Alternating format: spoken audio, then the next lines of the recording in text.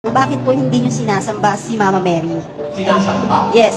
Kasi lalabas kasi kasinungalingan pag sinamba mo si Maria.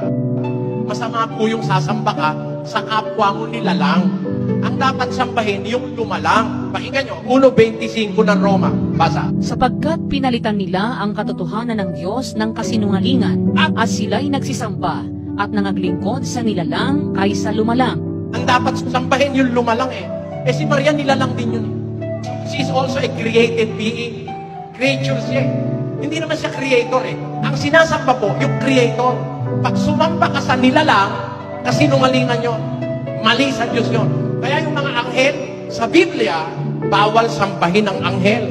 22:8 ng Apokalipsis. At akong si Juan, ako ang nakarinig at nakakita ng mga bagay na ito. At nang aking marinig at makita, ay nagpatira pa ako upang sumamba sa harapan ng anghel na nagpakita sa akin ng mga bagay na ito. At sinasabi niya sa akin, ingatan mong huwag gawin yan.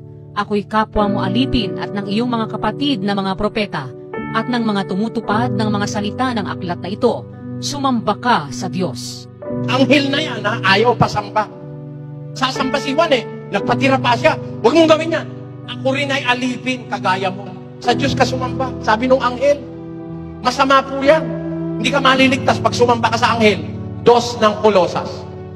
Sino man ay huwag manakawan ng gantimpala sa inyo sa pamamagitan ng kusang pagpapakababa at pagsamba sa mga anghel.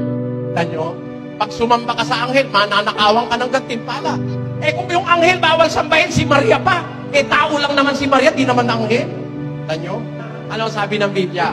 Deuteronomio 5:7 hanggang 9. Huwag kang magkakaroon ng ibang mga Diyos sa harap ko. Huwag kang gagawa para sa iyo ng larawang inanyuan, nakawangis ng anumang anyong nasa itaas sa langit, Oo. o ng nasa ibaba sa lupa, Oo. o ng nasa tubig sa ilalim ng lupa. Huwag mong yuyukuran sila, o paglilingkuran man sila, sapagkat akong Panginoon mong Diyos ay mapanibughuing Diyos. Siselosan Diyos eh. Eh, pero mo naman, siya gumawa sa'yo, tapos lumuhod ka sa iba. Ay, hindi naman hindi naman pinapasinasambas. Yun pinapatungkol naman namin sa Diyos. Yun daw ginagawa nila sa ribulto, pinapatungkol sa Diyos. Eh, ganito naman halimbawa ko. Halimbawa, eto, lalaki, asawa mo. Babae naman ikaw. Yun ang asawa mo. Hahalikan mo yung ibang lalaki, kayakapin mo. Huwag ka magagalit, ha? Patungkol naman sa iyo to, Payag ka. Hindi payag ang Diyos to. Papatungkol mo sa kanya, kahoy itong niluluran mo, niyayakap mo. Di ba? Pata nyo, ha? Merong isang ribulto, kahoy. Pupunasan mo.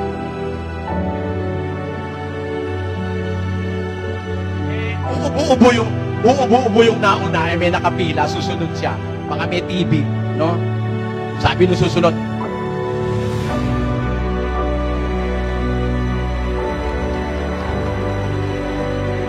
ikaw ang Diyos. Ikaw ang Diyos. Hindi ka kaya magselos. Pero mo, paanang may paa hinahalikan mo, hindi yung kanya. Baal ka nagsusulit. Tanyo? Kaya yan, alam nyo, mga kababayan, kahit ano pang pangangatwilan ng gawin, mali. Mali. Basa, Jeremias 2:27. Na nangagsasabi sa kahoy, ikaw ay aking ama. Papa Jesus. Sabi niya sa kahoy, Papa Jesus. Siyang ama. O tapos, Sa bato, iyong ipinanganak ako.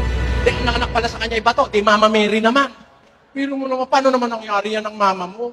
Bato yan Tao ka. Ba't ka naging anak ng bato? At ang kakatuwa, yun naman tatay mo, kahoy. Paano kaya nag-mate yung kahoy at bato at ikaw ang ipinanganak? O, tanyo. Kaya ano sabi ng Biblia? Pakinggan nyo sa Habakuk 2:18. Anong napapakinabang ng larawang inanyuan? Na yaoy inanyuan ng manggagawa niyaon. Nang binubong larawan na tagapagturo ng mga kasinungalingan na tinitiwalaan ng nag-aanyo sa kanya na gumawa ng mga piping Diyos-Diyosan. Sa aban niya. Sa aban niya na nagsasabi sa kahoy, gumising ka. Sa piping bato, bumangon ka. Magtuturo baga ito? Narito. Nababalot ng ginto at pilak at walang hinga sa loob niyaon. Awa naman tayo. Pinasamba tayo sa kahoy at sa bato.